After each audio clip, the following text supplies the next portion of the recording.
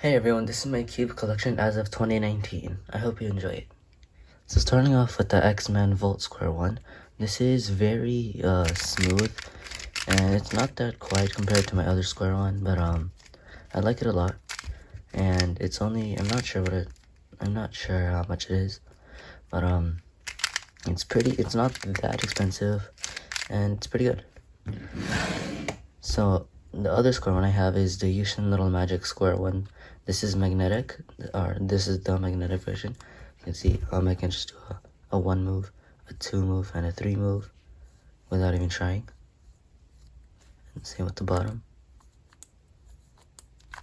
And the slice, it does have magnets, except it's a little bit hard to feel.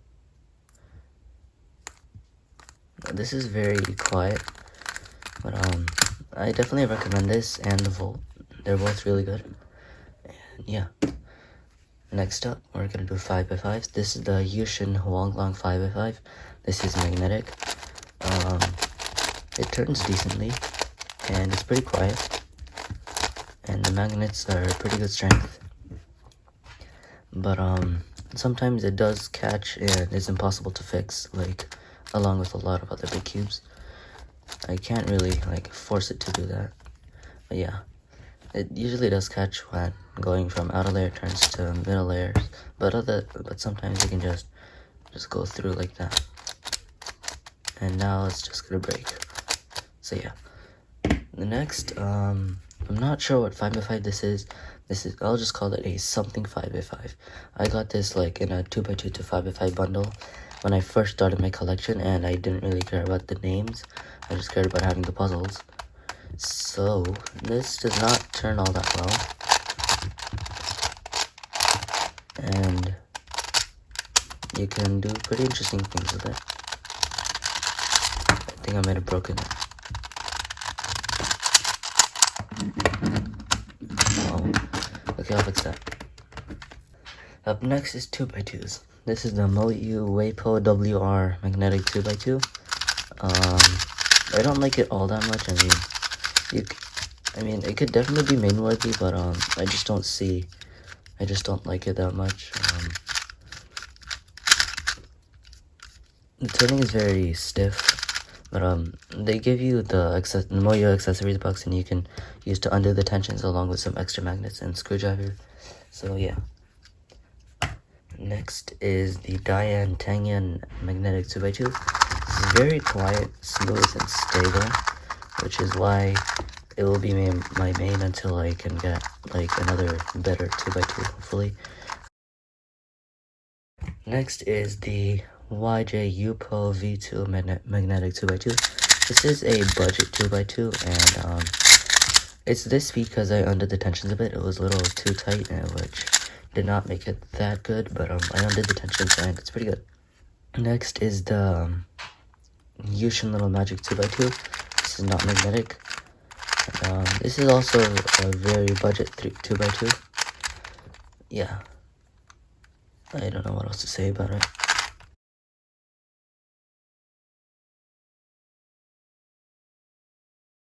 Next is 3x3s. This is the Chi Volk Magnetic 3x3. This is pretty quiet, and smooth, and the magnets are pretty strong. And I like it a lot. And right now it's a little too tight because I don't know, I haven't undid the tensions as I got out of the box. So maybe it could be better, but I just don't want to mess around with it right now. Next is the Yushin Little Magic 3x3. This is a budget 3x3. It's $5, and it's not magnetic, so it's pretty good for practicing 3 style, like doing the nest slices. This is a budget 3x3, so if you're just starting out cubing and you want to like get under like 30 seconds, this could get you under 30 seconds, but for me the stickers kind of wore off, so I guess you should get stickerless instead. But yeah, this is very budget and it's very good. I like it. I messed up an H from there, but whatever. Next is the YJ Yulong V2 magnetic 3x3. This is $8, so it's also a budget and it's magnetic. It's not the best budget 3x3. Maybe this might be even. This is definitely faster than this, but you can obviously undo the tensions on this. You just take the center caps off. See, there's the screw. And I kind of dropped it, and that's why there's this little thing here. Now, this will be make it competition illegal because the regulations say you can't have a piece that make it easy to differentiate between the others. So, yeah. Next is the YJ MGC Elite. I unboxed this a few days ago, but the editing is not going that well, so I'll have the video uploaded like maybe in January something. Yeah, this is very fast and smooth. And there's also a magnet tensioning system. Here you see the arrows. It comes with a tool that allows you to change the magnet strength by using these arrow things. It comes in all places. There's also a tensioning system. You can see here, you just put our finger in it. Every time it snaps, that means you've reset it. I'm not exactly sure how the tensioning system works. So yeah, I'll explain that in my unboxing video. Up next is, I'm not sure what 3x3 this is. I undid the tension, which is why it's a little bit better. Because before that, it was very stiff, and you could not turn it. And the white sticker came off, so that's why I replaced it with a piece of tape, as you can see here, and a white piece of tape. But yeah.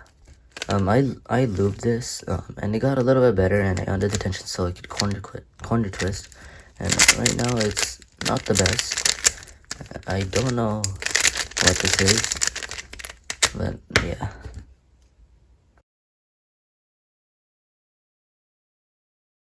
Our last 3x3 is this, a mini 3x3. I'm not sure what this is. It came in a Rubik's box, so I guess it's a Rubik's brand, and it turns pretty well. But obviously, it's a mini cube, so it doesn't turn all that well, but yeah, you can even take a piece off it, but I just cut my nails, so I can't. Next is 4x4s. This is the YJ Yusu V2 magnetic 4x4. This is pretty good. This is only like $12, I think, so you could definitely get it if you're just starting out 4x4 and you want a magnetic 4x4. Overall, I like it a lot, and you could definitely get under like 2 minutes with it or something. Yeah. Next is the Yushin Little Magic M4x4. This is also magnetic. I think this is $10 or $12 like the other one. But I think this is faster than the other one. I'm not sure, let me, where is it?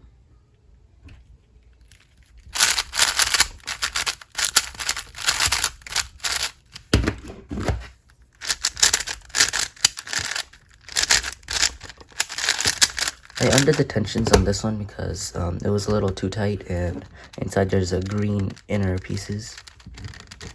So yeah, this is pretty fast, and you can just undo the tensions like I did.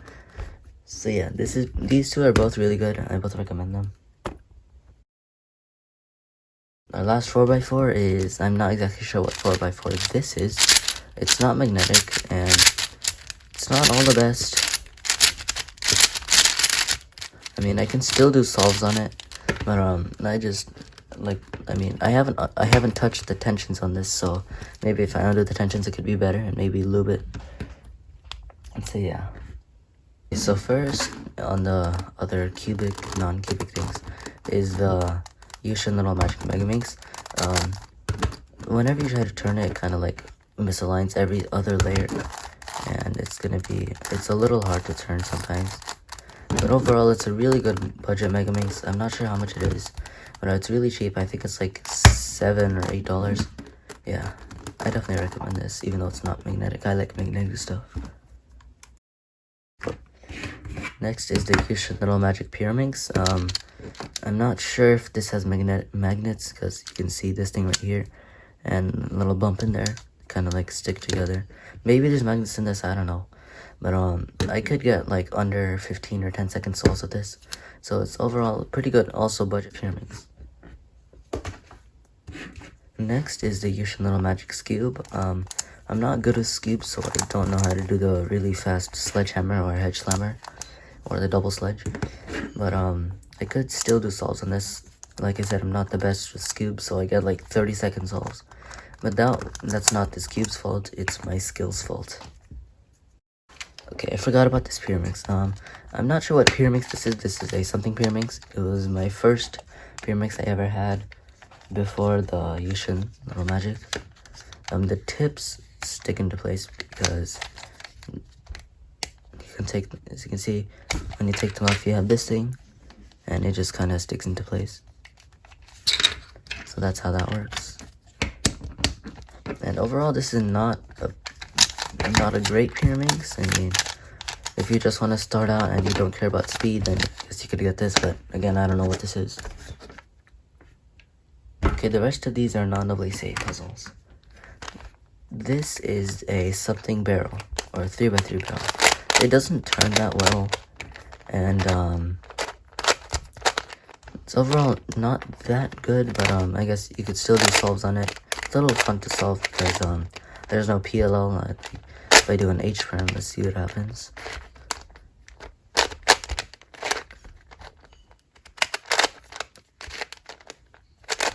You can see nothing happened because it swapped these two and these two, which are all green, so it did absolutely nothing.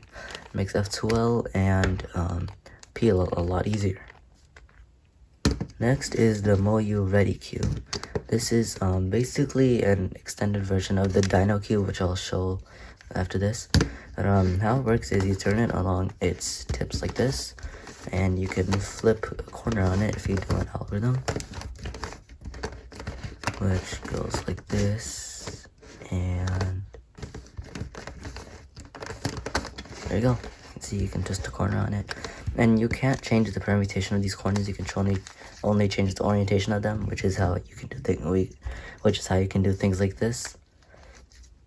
And this is pretty fun to solve and really easy to solve if you don't know how to solve it.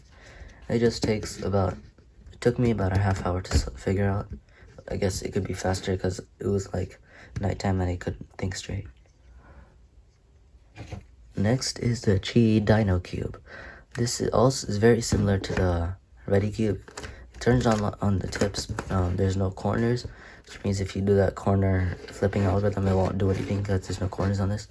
And one thing I like, and one thing that's interesting is that you can swap these two, and these two, and you can get the wrong color scheme on this. So you could have green, white, orange here, and red here, yellow, and blue.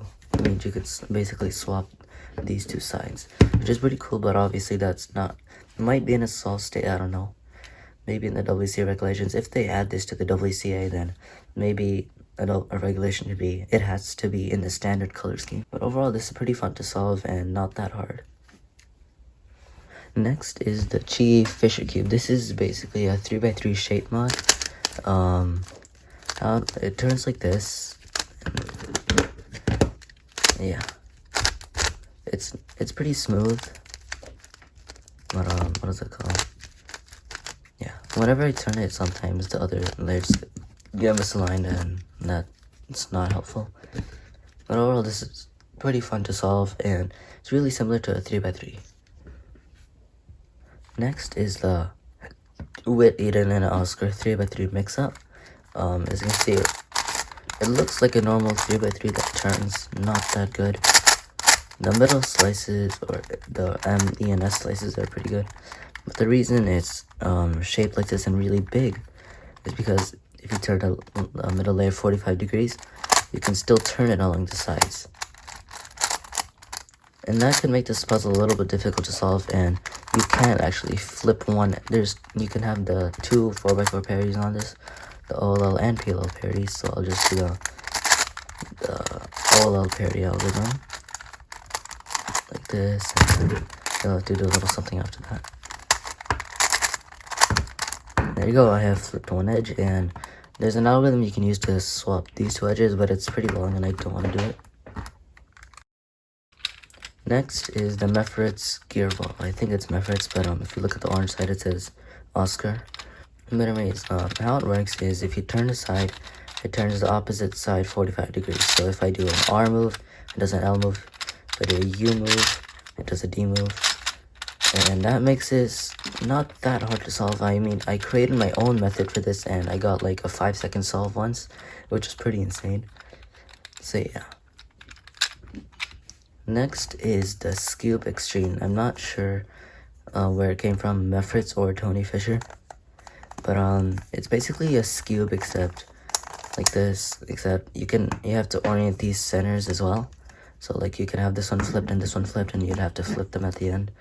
So overall, this is pretty smooth, and I'm not sure if it has magnets. Probably not, because this is probably here before magnets and cubes were invented. Up next is the Moyo Axis Cube. How it works is it's a 3x3 shape mod, and it's actually pretty difficult to solve. I've never solved it in my life, and maybe if I watch a tutorial I probably could, but yeah, it's really smooth. Next is the Shengshao Kilominx. This is basically a 2x2 Megaminx, and you could still scramble it the same way using R++, D++, and things. Yeah, this is pretty smooth, and the way it works is basically a Megaminx, but you can see these things in the middle are actually the Megaminx edges, but they don't have stickers on them, so they don't really matter. And these things are basically the Megaminx center caps, but obviously there are no colors on it, so it can be whatever you want. And yeah. Next is the Chi Windmill. This is basically a Fisher Cube, except you can turn it along like this, and you can create weird shapes, and you can even turn it into a windmill with a checkerboard pattern, which is pretty cool. So yeah, this is also really smooth turning. You can get bandaging moves on this, I think. I've done it a couple times, and it wasn't that hard to fix, but I figured it out, and I figured out how to solve this as well. Up next is the Ling Owl Clock. This is not that good. I mean, you have to put a lot of effort into turning these gears. These pins sometimes work and sometimes they don't. And I'm not sure how you're supposed to lube or magnetize the clock, because I don't even see how you're supposed to open it. I mean, right now I can't because they don't have nails. But how the clock works is you turn the gears, and whatever gears are connected to it with the pins will turn. So like now all of these gears are connected because I pushed up these two pins.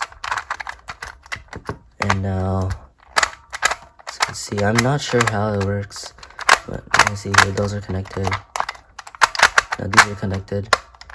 Those are connected. I don't know how to solve this. I know the first step is to like create a cross of clocks. When I did that once, I just turned this, and it turned this one and not the other ones. I don't know how it works. And last up in my collection is actually a mod. It was my first mod, so it's obviously not gonna be that good. But basically what it is a 1x1x2 made out of Legos and paint. So basically, you can just turn it like this, and you can see it only has 4 possible permutations, which means it's very difficult to solve. I mean, right now this is just one state, this is one state, this is another state, this is another state, and it's back to solved. So yeah, this makes it really difficult to solve. And how I made it was like this. I have this thing and 2 black 2x2 bricks. I just put them together like this, but obviously they just fall apart. So what I did is I just took this piece and I put it in, so now it's stuck in there, and I put that on, and that's how it works. These white and yellow sides are made out of smooth pieces like this. I could have found a 2x2, oops, some paint fell off. I could have found a 2x2 smooth tile for both of these, but I couldn't, so I just stuck with 2 1x1x2s, or 1x2s like this. And I just painted all 4 sides with the standard cube color scheme. Alright, thanks for watching this video. If you enjoyed it, please leave a like and subscribe, and I'll see you in another video.